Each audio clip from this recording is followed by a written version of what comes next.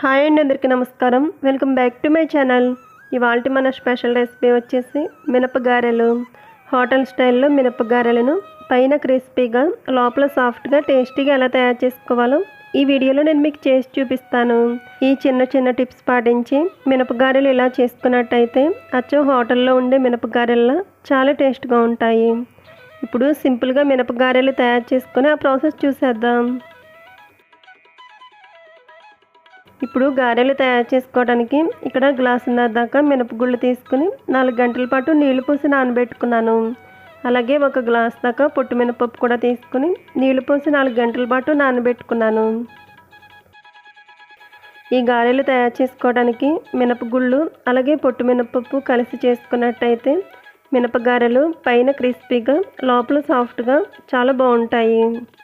వీటిని 4 గంటల పాటు నానబెట్టుకున్న తర్వాత నీళ్లు పోసి కడిగి పొట్టు మినపప్పును కొంచెం పొట్టు తీసుకుని పెట్టుకోవాలి. ఇలా తీసి పెట్టుకున్న ఈ మినపప్పులను ఇప్పుడు గ్రైండర్లో వేసుకుని గారెల పిండిని రుబ్బుకోవాలి. ఇలా రుబ్బి పెట్టుకుని గారెల పిండిని ఇప్పుడు బౌల్లోకి తీసుకుని అందులో సన్నగా కట్ చేసుకున్న ఉల్లిపాయ ముక్కలు వేసుకోవాలి. అలాగే సన్నగా కట్ చేసుకున్న పచ్చిమిరపకాయ ముక్కలు, సన్నగా కట్ చేసుకున్న అల్లం ముక్కలు, సన్నగా కట్ చేసుకున్న కొత్తిమీర వేసుకోవాలి. అలాగే కట్ చేసుకున్న కరివేపాకు, కొంచెం జీలకర్ర, రుచికి సరిపడా సాల్ట్ వేసుకుని పిండిని బాగా కలుపుకోవాలి. ఇప్పుడు చూపిస్తున్న విధంగా పిండిని ఇలా బాగా కలిసేటట్టు కలుపుకున్న తర్వాత ఇప్పుడు డీప్ ఫ్రైకి సరిపడా ఆయిల్ పెట్టుకుని హీట్ చేసుకోవాలి. ఆయిల్ బాగా హీట్ అయిన తర్వాత మంటను మీడియం ఫ్లేమ్లోకి పెట్టుకుని ఇప్పుడు గారెల పిండిని మజ్జిగలో చేతిని తడుపుకుని ప్లాస్టిక్ కవర్ మీద ఈ విధంగా గారెల్లో ఒత్తుకుని మరుగుతున్న ఆయిల్లో వేసుకోవాలి.